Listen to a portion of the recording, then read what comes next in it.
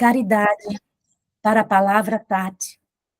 O propósito dessas atividades transcendentais é a liberação do enredamento material. Hare Krishna. Verso 26 e 27. Tradução. A verdade absoluta é o objetivo do sacrifício devocional e é indicada pela palavra Sat. O executor deste sacrifício também é chamado Sat, assim como são todas as obras de sacrifício, penitência e caridade que, em harmonia com a natureza absoluta, são executadas para agradar a pessoa suprema, ó filho de Pita.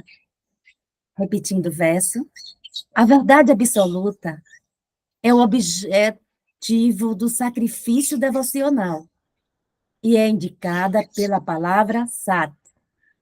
O executor deste sacrifício também é chamado Sat, assim como são todas as obras de sacrifício, penitência e caridade, que em harmonia com a natureza absoluta são executadas para agradar a pessoa suprema. Ó filho de Prita, Hare Krishna. E passando a interpretação para o Prabhu Devananda, Hare Krishna.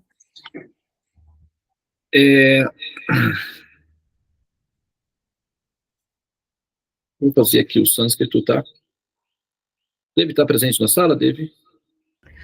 Sim, eu estou presente. Você pode fazer o sânscrito, por favor? Sim.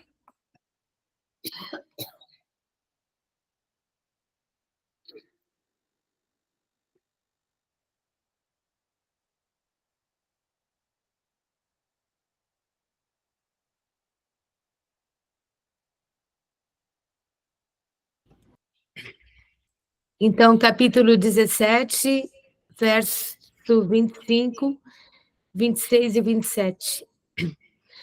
Tat iti anabhisandhaya phalam jagyatapa kriya dhanakriyascha vividha kriyante moksha kankshibhi sadbhave sadubhave cha sadityetat prayujyate prashaste karmani tatha sakchabda partayujyate jage tapasidane cha stiti sad iti kochate karma cheva tad artiyam sad ityeva vidiyate.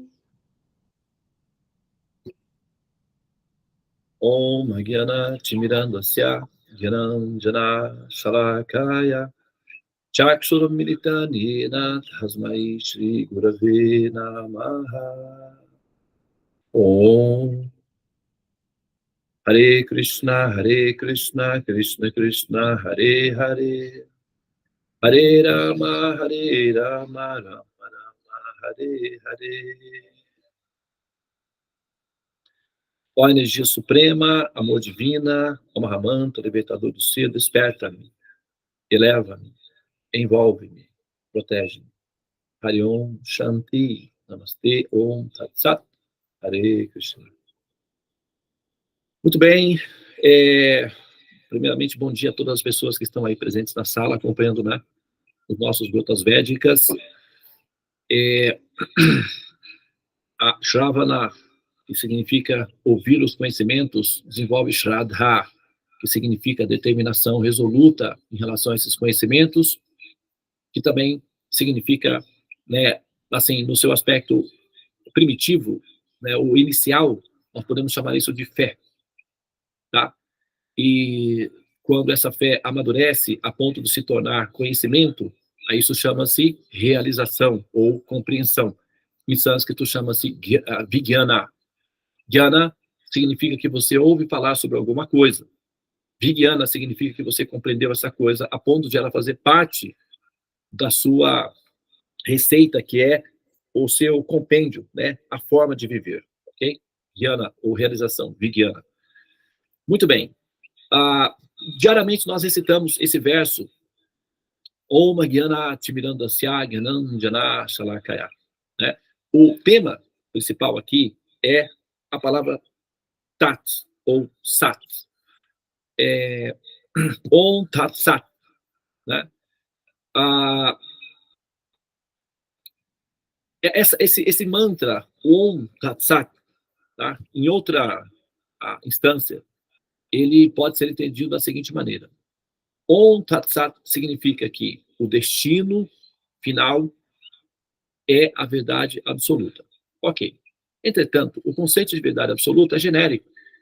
Então, o Om Tat Sat normalmente é utilizado pelas pessoas, os pensadores genéricos, que são os Gyanis, aqueles que pensam a verdade absoluta, que parafraseiam sobre a verdade absoluta, aqueles que pesquisam acerca da verdade absoluta de maneira intelectual.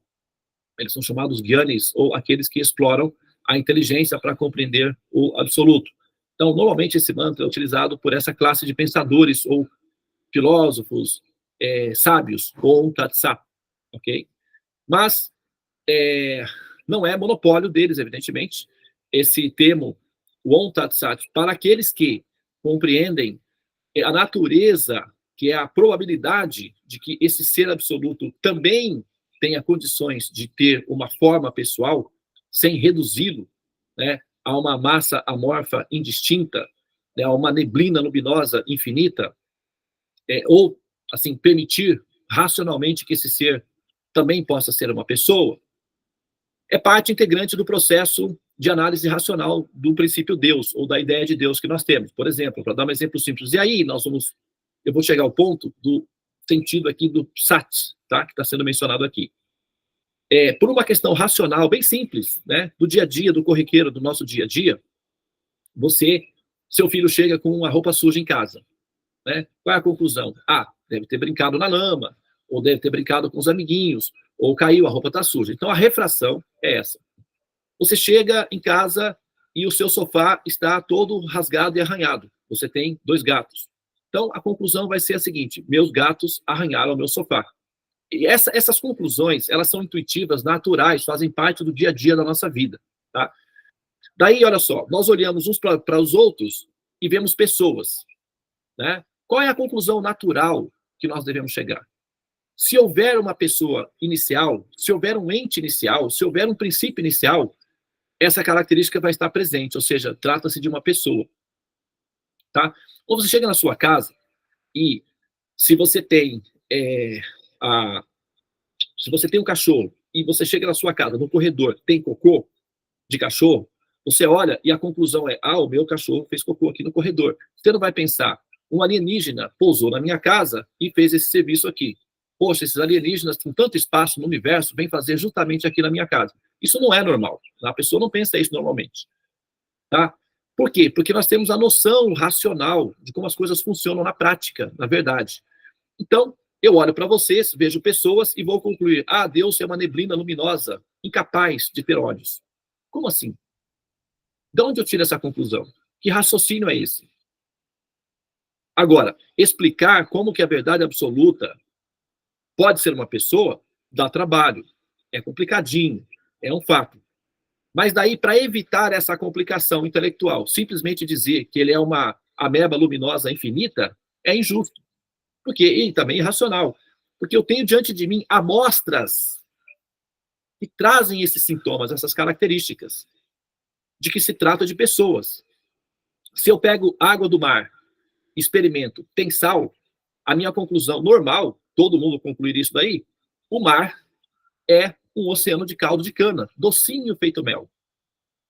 Não é isso? Quando você pega um copo de água do mar e você coloca na boca, quando você entra no mar, experimenta, você não experimenta um sabor gostoso de caldo de cana? Não é isso? Ou é o contrário? Então, a sua conclusão é o quê? Que o oceano é caldo de cana ou que tem sal? Você vai concluir que tem sal. Se falar outra coisa, se alguém disser para você, te der um copo de água do mar e disser que é caldo de cana, se você estiver hipnotizada, isso é uma ilusão, aí você pode até experimentar caldo de cana. Mas uma pessoa em estado normal, né, ou estiver drogado, alguma coisa, pode até dizer que é caldo de cana. Mas uma pessoa normal vai dizer que não, que tem sal. Essa consideração de causa e efeito é racional, tá? Então, se nós queremos entender a origem e o sentido de nós existirmos, ao olharmos uns para os outros, nós somos amostras, nós somos resultados do processo da criação do universo, nós somos um efeito da criação do universo. Logo, nós temos capacidade de ter formas pessoais, interagir com pessoas individualizadas. Uma vez que nós somos amostras, o raciocínio natural, normal, racional para pessoas normais, para pessoas racionais normais, vai ser que, havendo uma origem, essa origem tem a capacidade, ou tem na sua estrutura original, a sua forma pessoal, naturalmente. Isso é um dado racional, estatístico. Agora, como eu disse, explicar o que é essa pessoa, quem é essa pessoa e os porquês dessa pessoa, aí é outros temas, tá? É a complexidade do desafio em si. Mas a complexidade do desafio em si, novamente eu digo, não deve ter autoridade para eliminar da pessoa original a sua condição de também ser pessoa, porque isso é desonesto intelectualmente. É simplesmente jogar a sujeira para debaixo do tapete para evitar o problema. Intelectualmente é uma farsa. Então, a ideia de que Deus é uma ameba luminosa infinita ou uma neblina inconsciente, inativa e inoperante é uma filosofia, infelizmente, inconsistente do ponto de vista da dinâmica dos raciocínios naturais que nós temos, como capacidade normal de interagir entre nós. Logo, chama-se, em termos conceituais, uma falácia. É um conceito errado. Tá? Agora, errado não, mas inconsistente, tá bem?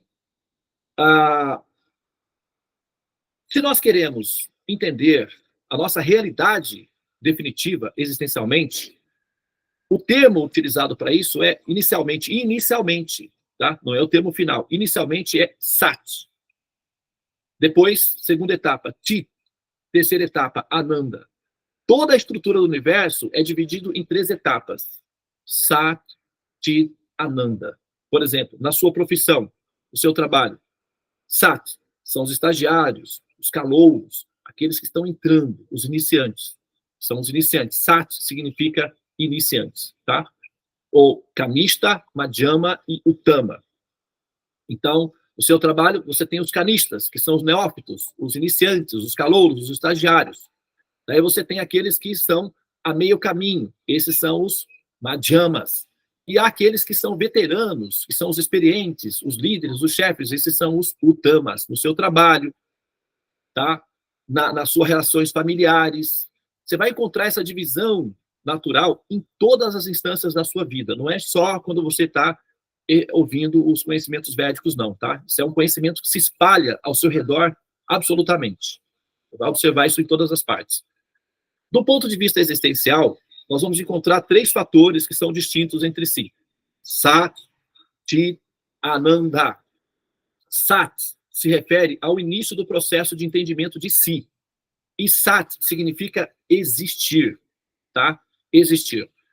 Então, dentro do conceito de existir, vai incluir todos os processos intelectuais que nos permitem racionalizar esse princípio que significa existência. Existimos, a que será que isso se destina? Tem a música do Caetano, existimos, a que será que isso se destina? Ok? Então, todo o processo intelectual, toda a crise existencial, intelectual, pela qual nós nos envolvemos, tem uma relação com essa parte inicial. Sat, entender, metabolizar, metaforizar, compreender o princípio da existência, incluído, dentro desse contexto, o princípio da existência, da ideia que nós temos, que seria um ente absoluto ou original, a que nós denominamos Deus.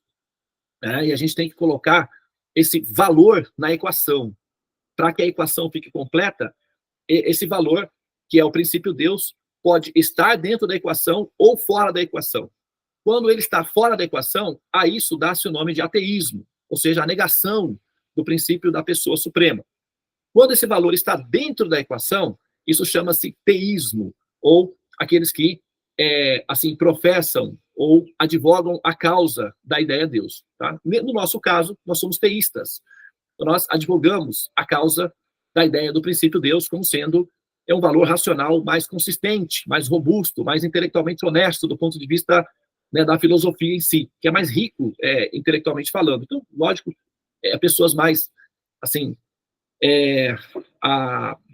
com capacidades de flexibilidade intelectual vão aderir a essa motivação, porque é mais rico e a operação fica mais difícil. Então, para jogadores profissionais, quanto mais difícil é o desafio, mais prazeroso fica. Tá? Então, o teísmo é mais prazeroso para intelectuais pensantes, porque exige mais do intelecto. Agora, dentro desse contexto, né, o sat, que significa o princípio existir, também está o conceito de eternidade. Por isso que existir, inevitavelmente, dentro da nossa a compreensão que nós temos da contextualização daquilo que vem a ser a existência como um ente permanente, a eternidade, isso é chamado de sat. A primeira fase, para nós chegarmos à próxima fase, é entendermos o porquê nós existimos e qual é o sentido de haver a existência. Tá? Então, isso é sat. Depois vem tit. Então, nós conseguimos entender sat utilizando tit, que significa conhecimento. Nós vamos aplicar conhecimento, ou tit, que nós temos, para entender o fato de por que nós existimos. A existência é um princípio já evidente por si só, porque nós existimos. Agora, metaforizar, ou metabolizar, digerir esse princípio é outro assunto, que é necessário usar para isso o tit, que é a nossa capacidade de conhecer e de racionalizar aquilo que nós conhecemos. Tá? Nós sabemos que existimos devido ao fato de que nós temos um cérebro que permite essas operações. Se nós estivéssemos no corpo de um gato, o cérebro não permite essas operações. Então, o gato tem a intuição de que existe, mas ele não consegue metabolizar esse fato. Nós somos almas que alcançamos o nível humano e recebemos como prêmio um cérebro que permite nós fazermos essa metaforização. Então, nós sabemos que existe porque nós recebemos da criação um cérebro que permite essa operação. E a criação é produto do governo. Tá? O governo cria. Nós recebemos os produtos e utilizamos esses produtos. O cérebro humano é uma variação dos produtos da criação. E essa criação, que são os universos, tem uma origem. E nós partimos do princípio de que essa origem é a pessoa suprema, tá? O Criador, tá? Que cria todas as coisas, inclusive os programinhas que geram cérebros humanos que permitem às almas metaforizarem os porquês da existência. Ok? Agora, para que a gente consiga ir adiante nessa operação de maneira consistente, conclusiva, nós vamos fazer a seguinte pergunta. Afinal de contas, se houvesse um ser, um ente criador, por que ele faria isso? O que motivaria ele a fazer isso? Por que eu deveria haver existido? Por que eu venho à existência? Não apenas eu, mas outros seres que também existem. Qual é a função disso? Se eu estivesse diante do Criador, havendo um Criador, supomos que houvesse um Criador, e eu estivesse diante dele, e ele começa o processo de criar os universos, e se eu tiver a oportunidade de pedir um minutinho só da atenção dele, e conseguisse essa atenção, eu poderia fazer a seguinte pergunta: meu querido Senhor, posso só saber, se for possível, o porquê você está fazendo isso?